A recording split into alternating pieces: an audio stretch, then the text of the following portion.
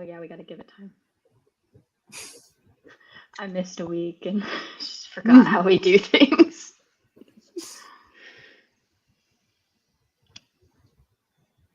Hello, welcome. We are here for our final book club discussion for The Emotional Craft of Fiction by Donald Maass. We've been talking through different chapters, and for tonight we finished up with the last few chapters, plus the conclusion if you wanted to read it, but if you didn't, that's okay too. So chapter 6 and 7. Chapter 6 was the reader's emotional journey, and chapter 7 was the writer's emotional journey. So to start off, any takeaways that you had from either chapter? None. I have like questions about it, but there weren't any like big like aha moments like the rest of the book for me in those ones. I would agree with that. I felt like I, in particular, needed to hear the part where he was talking. This is chapter 7, page 178, where he's talking about like the energy you bring to your writing desk does affect the type of story you tell, and how you feel inside is gonna seep through. And so if you just are showing up with like a really bad attitude, that will eventually seep through, like the cynicism about publishing. I felt like I needed to read that this time in a way that I haven't needed to read it before. I wrote next to it, "Hey, ouch." But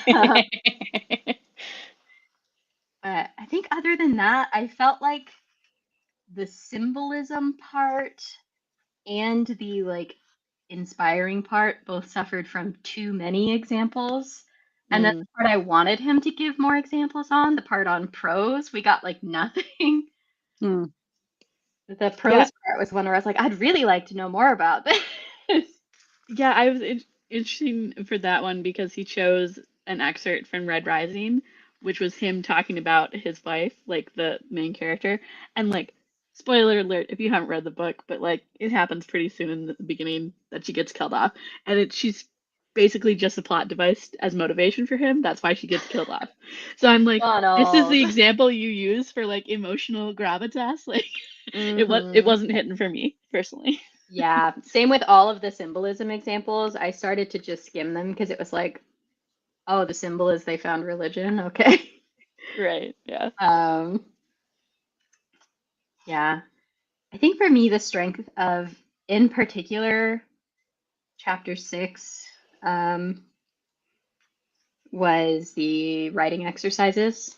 I think I put stars next to almost all of them.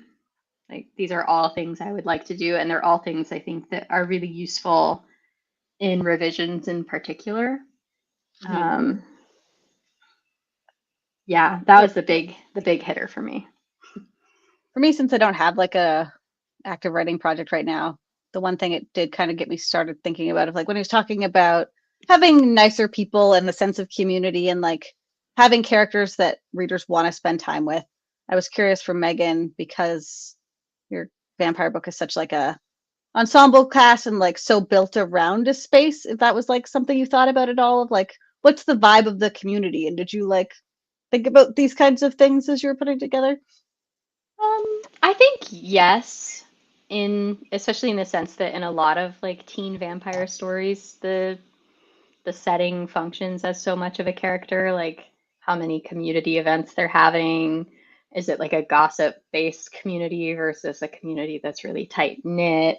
Or oftentimes both happen in a small town. Setting is not my strongest suit, but it is something I tried to think about when I was building it. Sounds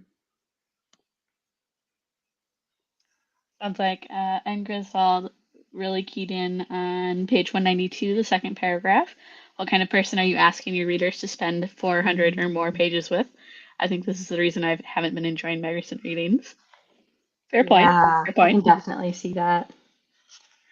Yeah. I did think you made a good point about like too often the main characters are coming at whatever their story is with an energy of like woe is me, and that's like where the writer is expecting them to build up from, whereas like starting with a little more optimism in your character tends to like, I don't know, it sucks me in more for sure, like when a character's just starting from their lowest point already and feeling it in their soul, it's really hard for me to be like, yes, I can believe in that character and want them to get all the things. I don't want to go to that head place. Like, you need to like hook me on the story before you bring me there. If we're starting there, it's just like, meh. But It why? made me think of romance novels too, because I think my instinct, at least, is to think of characters needing to change as like they have this big flaw and everybody sees it. Even the character kind of knows they need to change, but then they don't. But all of his writings here made me think about like romance novels a lot, where the character Mhm. likes themselves most of the time. Like they like themselves, but they do need to change. And I think that's something that I want to try to bring in more with my characters. This idea of like, no, they might very well like where they're at. Yeah. I think when I was reading this, it just reminded me of that. If you read the same like approach over and over again, and you don't have a variety in what you're reading, then it can get you really bogged down. Like if you're reading all this very depressed main character, and you read a bunch of books in quick succession like that, I think then I would get more of why he's like, you gotta have optimism. But I'm like, nah, you can have dark, depressing books as well. Like I I'm a generous reader in that I will read a wide variety.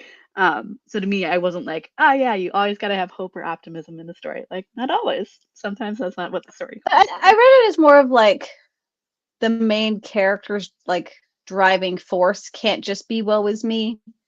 for. Of like, it's not necessarily optimism, but like somebody you can root for kind of thing, rather than someone who just like is feeling sorry for their situation. Because yeah, it's not all like upbeat, but it's just like feeling like you can believe in that character enough to care about what decisions they're going to make. They're not necessarily like optimistic, but like not a drag to be around. Mhm.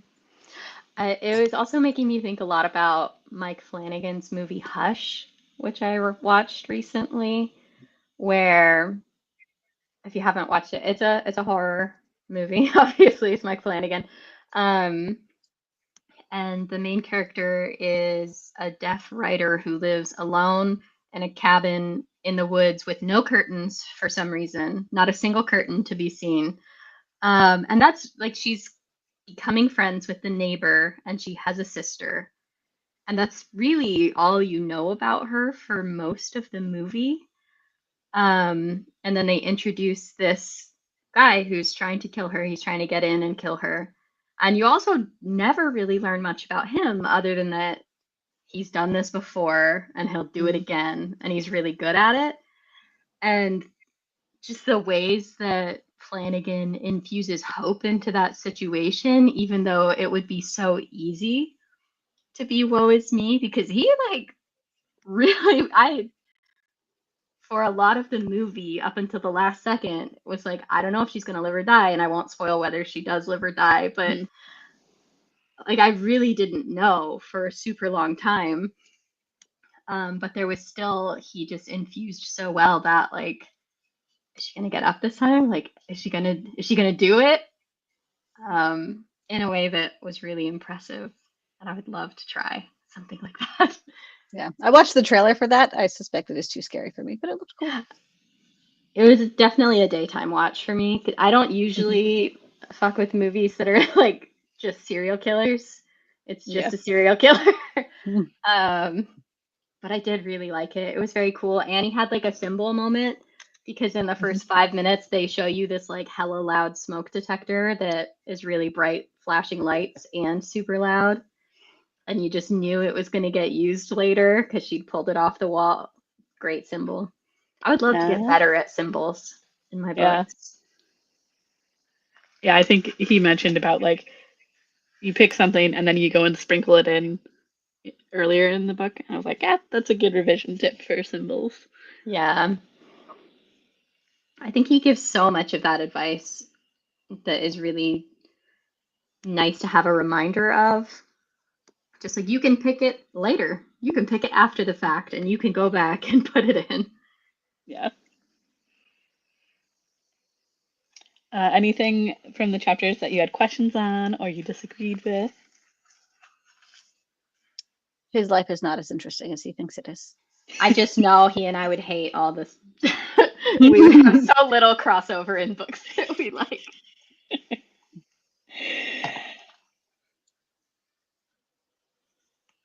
More examples in the symbols section. Yeah, I think Megan said that as well. Nicole, so you're in agreement there. For me, it was when he was in chapter 7 talking about the writer's emotional journey. And he's like, these writers that are good storytellers, their stories matter. They know that. And consequently, they don't have to worry about first printings, reviews, Amazon rankings, or getting interviews on NPR. I'm like, what a very white, straight male privilege take. Wow. I would love to not care about a small amount of money coming my way for all of these hours I'm putting in. That's very obnoxious. Yeah.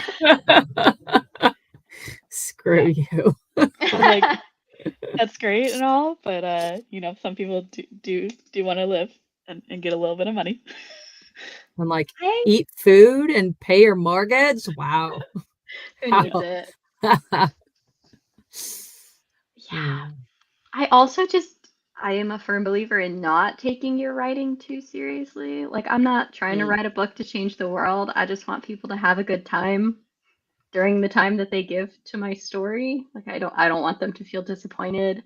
I do want them to feel moved, which is why I like a lot of the exercises in this book, but I'm not out there to be like, my story matters so much more than any other story.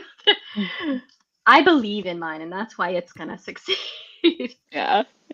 I'm just here to have a good time. I know, he's like, beyond just pure enjoyment. I'm like, that's a lot of what I do reading wise is for enjoyment. Yeah. And Griswold says the examples in chapter 6, grimace, the parole hearing, the ex-fiance, and the letter G's forgiveness. I think not. That's probably why he chose those examples. Yeah. Hello, young reader reviews. We're discussing the last chapters of The Emotional Craft of Fiction by Donald Maass. Right now we're just talking through anything that we were like, we have questions on, or that we didn't necessarily connect with. But if you have something that you connect with, you can share that as well, because we did start off with that. Yeah.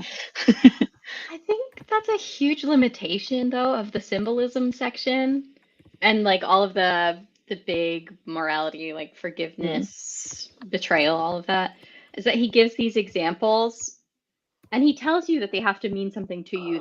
You have to bump into them again and again. You have to build up to it. And then he gives examples like they're going to mean something to us, even though we spent 3 paragraphs with them. So it's like, you tell me someone's done something so heinous and then that I should believe that the character forgives them. And I'm like, no. Yeah.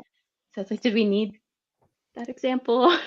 Yeah, it was kind of a bummer that in the book, most of the examples I was familiar with, so I would have had that kind of context. He was talking about the beginning of the book, like Twilight and Hunger Games talked about the beginning of the book. So like, I know those stories, and I could have actually drawn some of those kind of conclusions, but no. Yeah, I need someone to write a writing craft book that goes through all the chapters of a book that I personally have read and liked. Yeah. If we could email Donald and ask him to do that. Yeah, if he could just like rework this with only examples from the Raven Cycle, I feel like. Yeah. No, I want to tell him Twilight because he probably burst a blood vessel. I need you to go start to finish, please, Donald. Mr. Maass. He clearly has a lot of great insight. It's just like, Yeah. The examples he chooses, and then when he shares information about his life, I'm like, we would not be friends. No, we just different lives. Yeah. But I do love the examples. I lost my page. Hang on. Oh, I liked he inadvertently called out like the eras tour. He's like, give your characters eras of their life. How,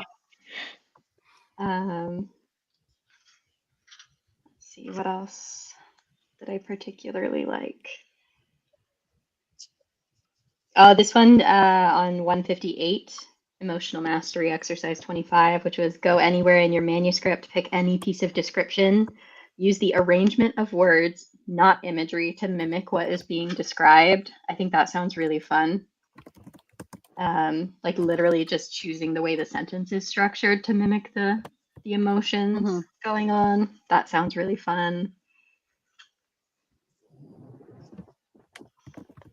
Having a character look at another character in that same one and think about how they feel about that person in like just image bursts. That one looks really fun as well.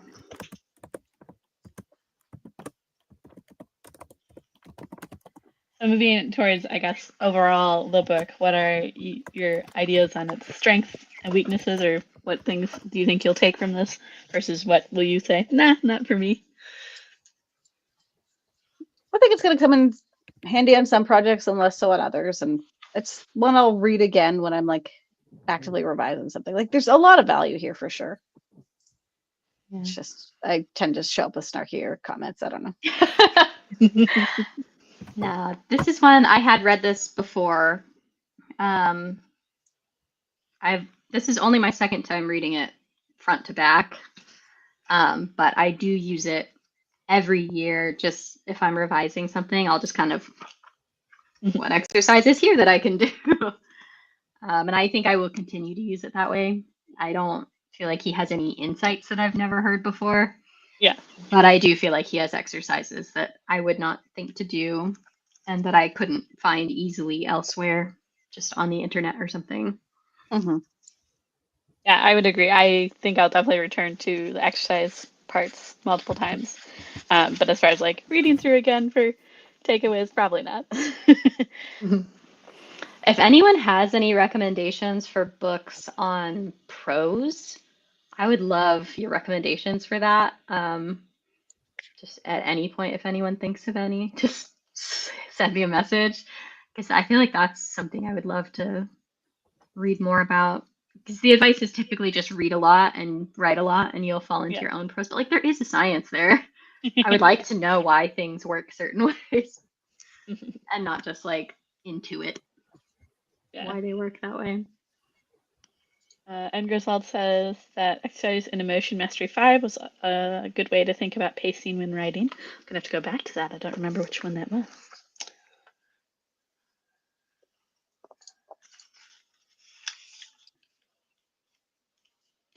Oh, like choosing a small but meaningful moment in the story and then looking at what you can do to make that have a large experience. How did you get there so fast? Randomly, it's page 41. I got it. I just opened the book and happened to be right near it. So. Yeah, I put 3 stars next to that one as well. So. Nice. Yeah.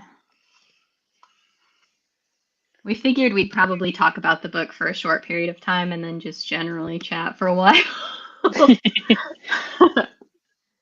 I'm hoping for the opportunity to go. Is anyone reading anything good recently? Because I am, so I want to talk about them. Oh, go right ahead, Kelly.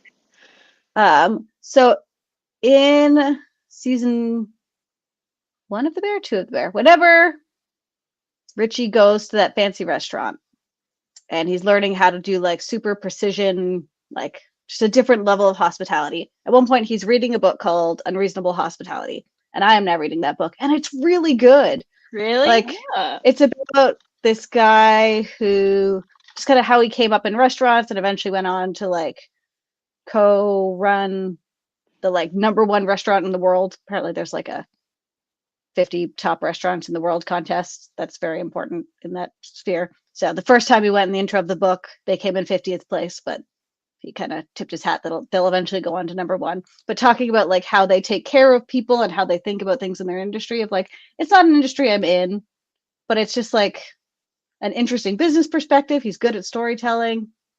And it's very much a look into that episode of The Bear. So interesting. Yeah, it's really good. And then I also started The Ministry of Time by someone because it won the Goodreads choice for sci-fi. And like I try to remember the quote, but it had like a vague intro, and then the first like actual chapter, the like final line of that chapter, it's like, oh, this is going to be really good. I can tell. It was something like, we have time travel. Here we go. I'm just like, it's like a near future London, but it's not about. So far, I'm not that far into it. Like actual time traveling, it's about like the main character is helping someone that they brought back from the past to like integrate into now. Like how their rules of time travel are basically we can only go take someone who's about to die anyway, so that we can't affect the past. So if they're about to die of the plague or something, we'll just like pop them into the future and see what happens. So they're like working with some dude who would have died in the 1800s. And yeah, I don't know. Oh, It's been snarky and fun so far. So Nice. reading two good books right now. It feels nice. nice. I just finished One of Us Knows by Alyssa Cole. I loved the first 60%. Still not sure how I felt about the last 40%. Oh, the title It is got so really weird. good. Yeah, it's I think this is Alyssa Cole's second thriller. Mm-hmm. Did I she really come liked the out- first one. Did her first come out in March of 2020? It 'Cause- might have.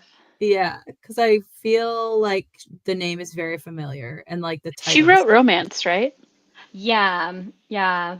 And I remember, I think, what was the first one called? It was like No One Is Home or so. It was people were in their houses, and it wasn't marketed like a thriller like this one was, and so I thought it was a horror. I thought it was going to be paranormal, and so that was on me. I think in hindsight, I would love that one. Yeah, But, I just did that with a different book, which I will talk about in a minute once you're done. oh yeah. But One of Us Knows the main character has dissociative identity disorder. And Alyssa in interviews has talked about doing a lot of research and taking a lot of care and having readers to make sure that it was like an authentic representation. I can't personally speak to it, but it did seem like really good and respectful. But the main character like wakes up and one of the other identities has taken a job at this house. And she gets to the house and realizes that it looks just like the castle in like the inner world of their mind. And then they like quickly realize that their lives are at stake. And so it's kind of like a locked room murder mystery almost, where all of the identities are trying to figure out what's going on in this place. It was really, really fascinating. Yeah, it got pretty shocking by the end in ways I probably should have expected, but was still like, whoa. Yeah. Cool. Erin, you said you had a book? Yeah. Oh yeah. Do you guys remember when I downloaded like all of those books at once? Because I was like, I need more books, and then I was asking for so I downloaded so many of them. So I think I did it to myself where I'm like, I want all horror / supernatural books. And so I kind of went into it. I read Home is Where the Bodies Are on audiobook. Oh yeah. And I kind of went into it thinking it would be supernatural, and it wasn't. Nope. It was still good. I still enjoyed it, but I did kind of guess who it was. Like, yeah, same here. I think halfway through. Yeah, it was still an interesting read. And then I read The Twisted Ones, by T. Kingfisher, I think. Oh yeah. I've read that one. I really liked it? that one. That's the trees one, right? Yeah, where she's like the museum person. No, like the taxidermy one. Oh no. No, she wrote that one too. This one is about like the Twisted Ones are like stone statues that she stumbles on. Maybe I didn't read that one. Maybe I made Matt read that one and I didn't read it. I liked it. I quite enjoyed it. Yeah. Have you read The Hollow Places? Yes. Oh, that's the one. That's actually on. Yeah. Hollow Places was one of the first ones I ever read by her. And that is still my favorite. I think nothing's ever quite lived up to it, but yes, yeah. Twisted One was good. It wasn't at the same level as the Hollow Place. Is that what it's called? Hollow Places, yeah. The Hollow Places, yeah. Just like the setting in the Hollow Places was really good too, right? Like the creepy place you moved into, and the Twisted Ones was sort of the same. Like her relative passed away and she had to go clean out the house, but it was like her aunt who was a hoarder. There's a lot of really interesting things about that, like just like without giving it away, but like there's obviously the Twisted Ones. She's like trying to avoid them through the whole book, and she figures out that like the reason her grandpa stayed with her grandma, because her grandma or her aunt, was because nobody liked the aunt. She was so horrible, including the supernatural creatures in the book. That's my nightmare. You're so awful that the creepy horror things are like, no. Actually, we'll leave you alone. Yeah, it was a good book. Did you read What Moves the Dead by T. Kingfisher? Aaron, mostly? No, not yet. I think that's my second favorite T. Kingfisher. I wonder if I liked What Moves the Dead. That arm hair thing still haunts me. Yeah. I think about it all the time. Okay, I'm gonna have to read that too. I have yet to read any T. Kingfisher. T. Kingfisher. Yeah, but I plan to. Yeah. But it sounds like I should not maybe start with the best one. I also really enjoyed A House with Good Bones. Yes. Yeah, that was good too. I did like that one too, but like for me, it will always be the one I read after the September House, which was just reverse September House. So I just downloaded the September House. I haven't read it yet. Oh, I'm excited for you, Aaron. It's so good. Okay, I'll read that one next then. Oh, absolutely. It's so good. Okay. I feel like every word nerd who's read that has had that response. So okay. And Des recommended it to multiple family members who liked it, and I recommended it to family members who also liked it. I haven't heard of anyone who didn't like it. So. Is What Moves the Dead a retelling of something? Yeah, the Fall of the House of Usher. Yes. Okay. I was like, I have that book on my shelf. I still need to read it, is all. You should read it, but after September House. Okay, September House first. Got it. But you're in for a good couple of books. Awesome. Okay. It's been easier to read audiobooks lately for me. So that's what I've been doing a lot of. I just finished with a book called Mistress of Lies, which was a dark fantasy romance. Sounds familiar. Yeah, it has a throuple that is endgame, but like a lot goes down in book one, and I thought it was just going to be a duology, so I like tagged the author and I was like, hey, I don't know how you're going to wrap everything up in book two, and he was like, oh, don't worry, it's a trilogy. I'm not. I'm not. I don't know either, so there will be three. And basically like confirmed that the throuple is going to be endgame, but like we'll make them work for it. I was like, okay. Yay. So yeah. Cute. Looks like Anne Griswold finished The Queen by Nick Cutter. 4 stars because it had a slow start. If you don't like body horror, skip this one. But if you can handle that, it was weird, sad, and touching. Ooh. I do like body horror. Did you see, Nicole, that they're doing a movie for Clown in a Cornfield? I think it's like Paramount Plus or something is making it. I'm so excited. Based off of a book? Yeah. Yeah. There's, I think, 3 books in the series now. Just classic, like, creepy clown slasher YA. Gotcha. Oh, yes. That good old-fashioned YA trope.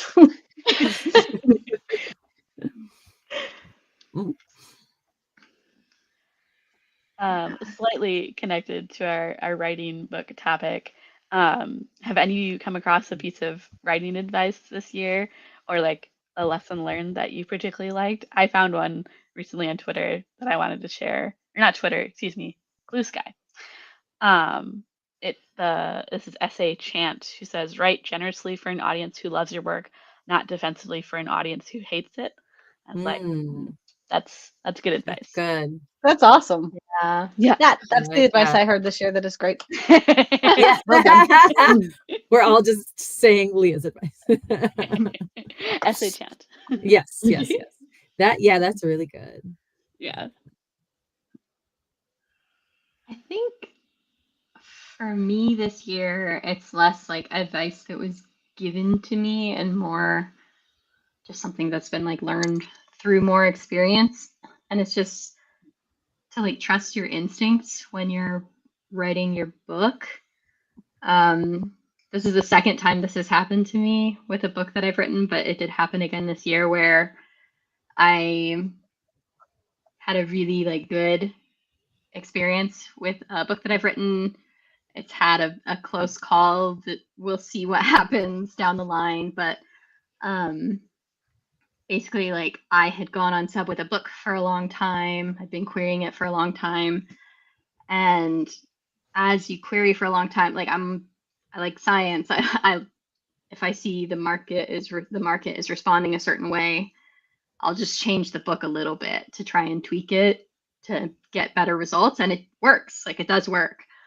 But then I had an interaction with this like person in capital P publishing who was like, "Oh, could you like, do you think you could do this with it instead?" And it was what I had done originally with the book. Mm-hmm. And that's the second time that's happened now where it's like, oh, I did that and I liked that, but it wasn't getting any responses. And so I changed it. And so I think the biggest lesson I've learned is just like trust your gut and what you want for your story. Like if you want it to be silly, let it be silly and the right people will find it. So yeah, that's my goal for 2025. It's just like trust my gut with the books I'm writing and don't overcomplicate it. Nice. That's good. I do have next week is our bake night. Yeah. And we'll just kind of talk about the year, probably talk more about stuff like this and books we've read and stuff. It is going to be our last chat of the year. So hopefully we'll see you all there. I did pick a recipe. We're going to do cookies because that's a good 1 to 1.5 hour project. But I picked what I'm going to be making, and if you want, you can make it along with me, is from Sally's Baking Addiction. They're called peppermint melt-away cookies. I'll put the link in the chat right now. While you're doing that, and Griswold, that's a great question. What book did you love because of the emotions it made you feel so much that you've been chasing that feeling ever since, you know, all the things we learned about in this book? I have one. I want to hear yours, and I'll try to add some to Krista's reading list. That's a good question. Chase the emotions. I feel like the Raven cycle, because I was just thinking about it, comes to mind immediately. I think the one I jumped to immediately that I read this year was At First Spite, I think by Olivia Dade. Yeah. She has a representation of depression that I was like, oh, me, and it hurts. But also like the way that other characters responded to it was like very loving and gentle. And I was like, that's what I would like for everyone with depression, to have that experience. So that one, I think emotionally wise, because I have depression, I connected with strongly. It's a romance novel, by the way. It's not just all about depression.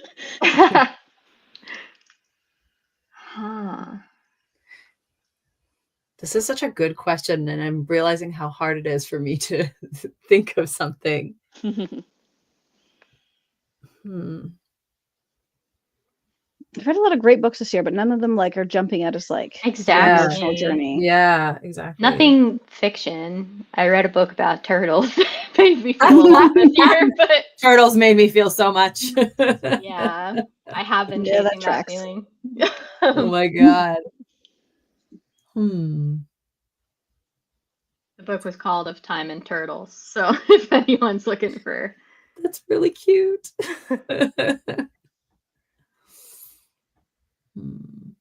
I'm curious to hear yours, and Griswold, if you got one. I got to think about this a bit more. I know that like it's maybe not exactly an answer to the question, but like sometimes things will make me feel emotional, and then sometimes they'll make me feel like inspired, if that makes sense. Like I'll read a book and be like, this is so beautifully done. Like the way the scene is unfolding is almost like cinematic in scope. And I like feel very inspired as an author. And the last one that did that for me was the V.E. Schwab's series. Why is my brain not coming up? But like the big series that she's written that everyone loves. Darker Shade of Magic? Yeah, thank you. I think it was like the second book or third book in the series, something like that. It's just like a really big kind of horror / monster scene where there's this like creepy monster / villain taking over other people. Like, and she describes it as like kind of like the thing is like flowing through the streets or whatever. And I just remember reading that and being like, this is like, it's such a cinematic scene. It gives you goosebumps type of thing. So that's the closest thing I can think of at this point. Nice. I think for me in that vein, I'm really inspired by like the prose and how wordplay is used to evoke like really horrific emotions in both The September House and Rouge by Mona Awad, which I read. I think if that was 2 years ago that I read that one, it might have been last year. But both just like play with words and their reappearance in ways that are very cool, and that I just, for both of them, I was like, I need to figure out how they did this. I wonder how I want to do that, because that really worked for me and really creeped me out. I don't get creeped out a lot. I downloaded both of those books too when I was in my flurry of downloading. So I actually felt really similar vibes with Rory Power's Wilder Girls the first time I read it.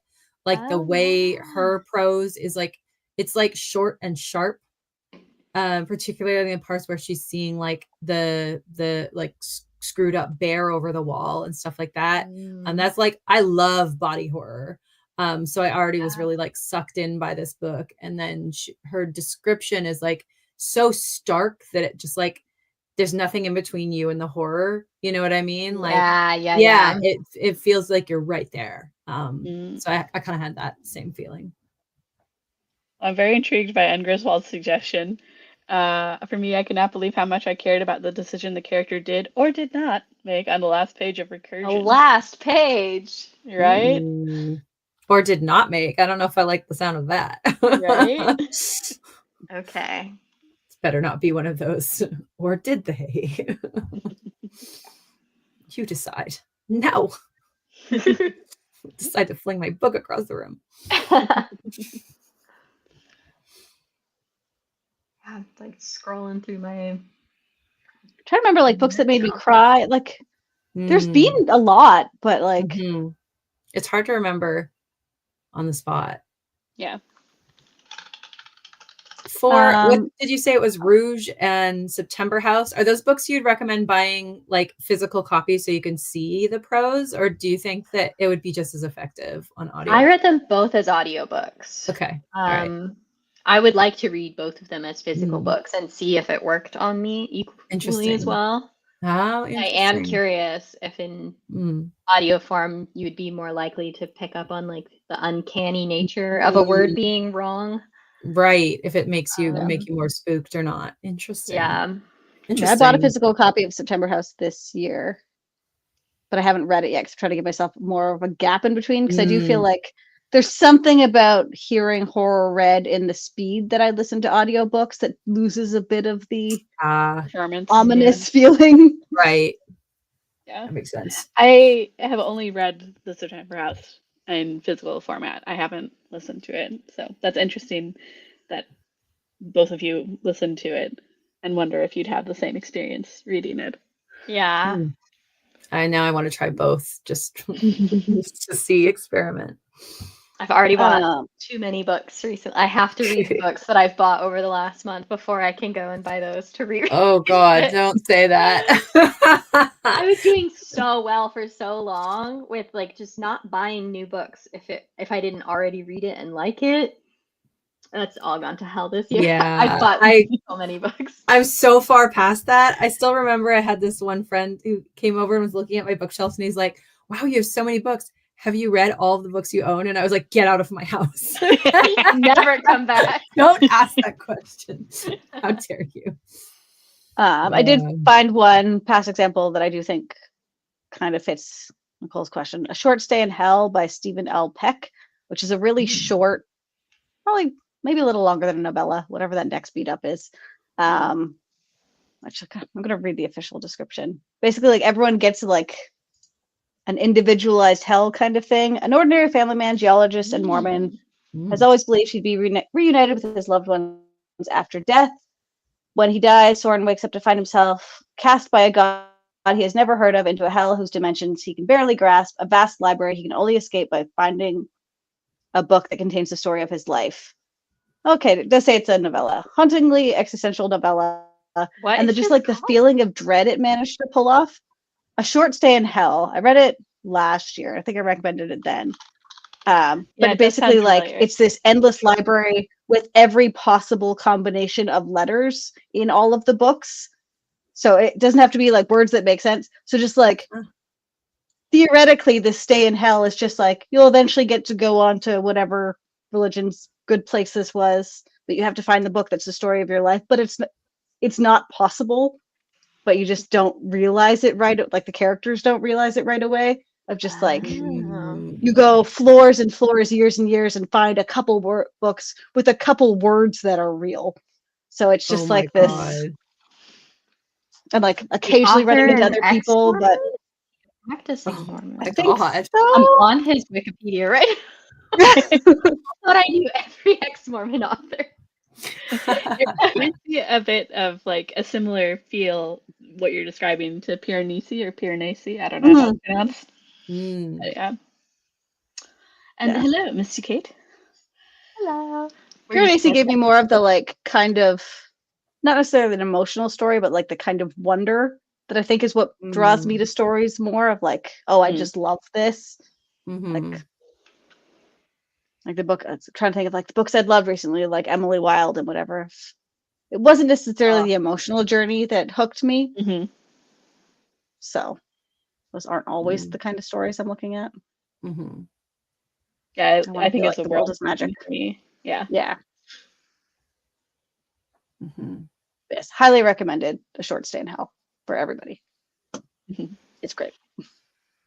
In short, he's a teacher at BYU. He teaches evolution, which is also where I learned about evolution. Was there. He's clearly someone who has thought a lot about the afterlife and what that could be. Everything here is giving ex-Mormon who doesn't want to lose their job. Oh, is he still employed at BYU? I think so. I gotta read this book. Megan is just intrigued. I must not have been there when you recommended this. Like right off the bat, it's like there's only really one character, but he shows like he dies around the same time as other people, and everyone's just having to face the fact that like the afterlife, you thought, nope, that's not it. Some other religion was right. Here's what's gonna happen now. I love that he's like, I'm still Mormon as long as I can keep my job. He could still be. Yeah. For Misty Kate, Short Stay in Hell by Stephen L. Peck.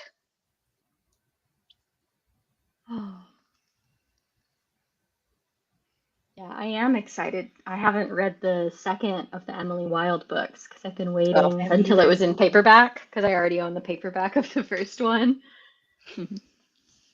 But once again, on my shelf, have not read it. Read it. Oh, it's so good. It's so good. Okay. Yes. I have been in such a reading slump, and like because you're not reading these books. Yeah. Clearly, like the audiobooks have finally started to pull me out of that slump. Thank God. So thank God for the audiobooks. I liked Emily Wilde so much because for the most part, I have a really hard time concentrating lately if it's not an audiobook. I liked Emily Wilde so much that I read it in 2 sittings in the physical copy. Amazing. So, and Erin, it feels like one you'll love. Yeah, okay. Yeah. I'll find it on my shelf. Like it's not as dark as your vibe, but like just the world building is fun.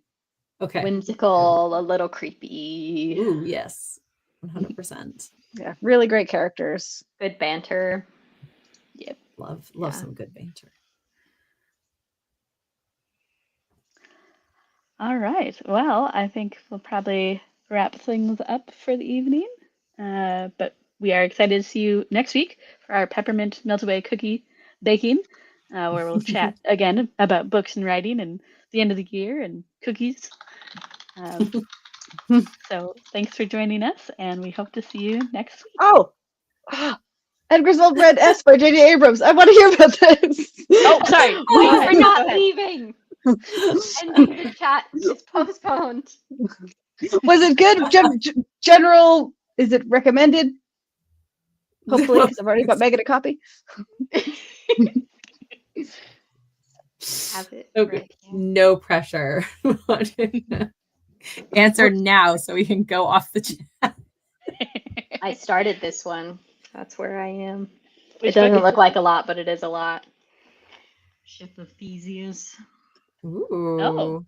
I got too distracted on Cyber Monday. Like, 'cause it's usually like $60 here.